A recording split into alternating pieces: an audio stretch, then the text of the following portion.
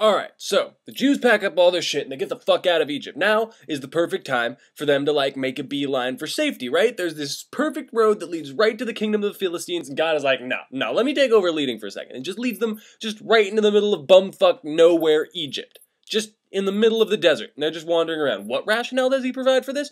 Oh, well, it's just so that Pharaoh will think that the Jews have no fucking clue what they're doing, so he'll attack them. That is his stated rationale for doing this. Now, clearly, there are better plans. You know, God has the ability to summon frogs and locusts and spiders and donuts and whatever the fuck else he wants. Probably, I feel like he also has the ability to teleport people. He could just teleport his chosen people to the promised land. You know why I think he doesn't do that? Because no one has ever fucking died from teleporting. Anyway, they're going through the desert, they're wandering around. Pharaoh, back in Egypt, is like, hold on, they've been gone for more than 3 days. That whole thing about a 3-day vacation was just a ruse, wasn't it? Oh, damn it, where am I gonna get slaves now? Oh, look, they're still out in the desert fucking around. I bet I can totally take them. So he gets all of his chariots and he saddles them up and he heads out into the middle of the fucking desert to track down the Jews. And meanwhile, the Jews see them coming and they're like, oh shit, why the fuck did we do this? Moses, what the fuck are you doing? And Moses is like, I don't know, man, I'm just doing what God tells me to do. So he takes them and they're like running, the Pharaoh's chasing them all around the desert, like, and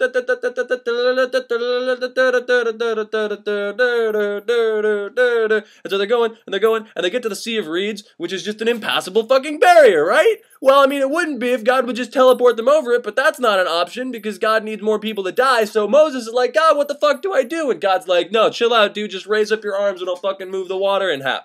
So Moses is like, oh, and then God is like, oh, and then the water moves in half, and they go through the water, and the Pharaoh's dudes are chasing them through the water, and then God just slaps the water shut. You know what I think God is actually trying to do? I think he is setting up this whole thing for a movie about his life. I think he wants people to make a movie about his life, and he wants them to have to spend as much money on special effects as possible. So all that shit happens, and all the Jews are on the other side of the river now. I mean, they're safe now, right? Wrong, because now they're starving to death because they're out of food. I guess that they've like packed a whole bunch of jewels and shit, but they forgot to pack fucking food.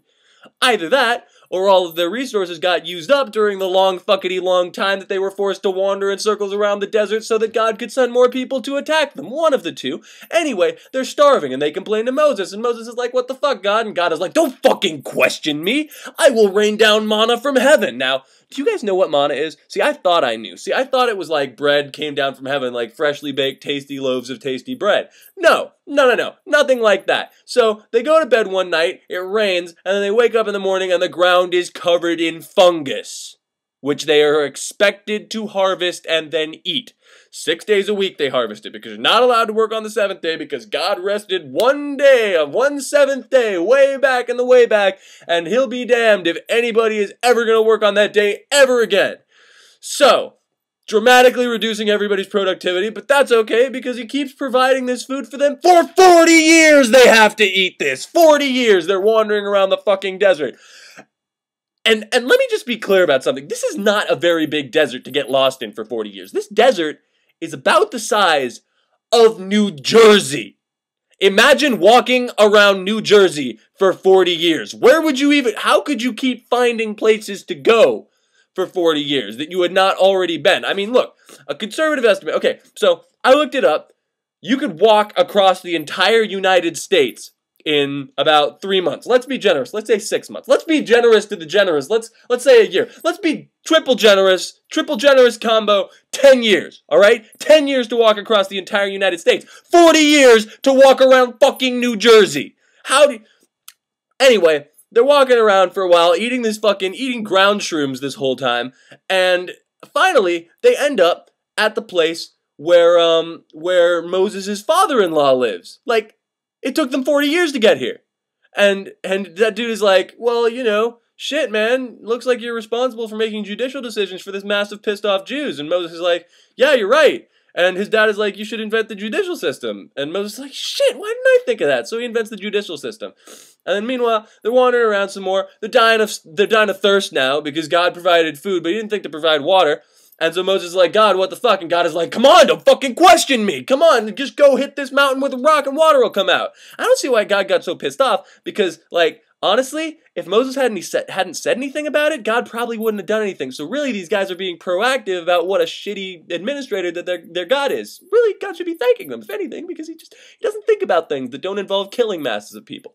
Anyway, the water comes out, and then immediately after that, this army of dudes called the Amalekites attacks them.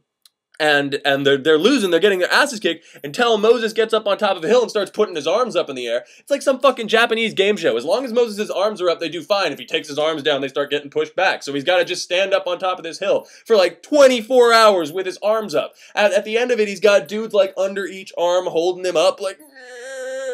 But like, this isn't even something that God says that he has to do, actually. This is just a thing. This is like a football superstition or something. This is like something that Moses came up with on his own. Because God's got fucking verbal diarrhea going on. If he had a hand in this, he would have said something. But he doesn't say anything. And then they kill all the Amalekites, and God says he's going to hate them forever.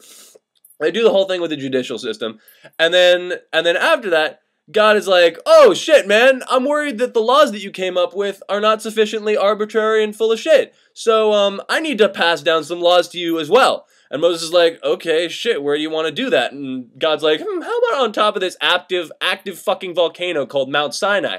And Moses is like, well, shit, you know, that sounds reasonable. So, they all go over to Mount Sinai.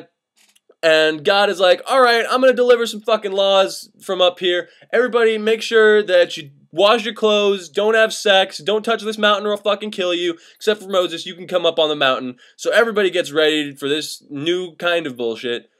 And then the rest is a story for another time.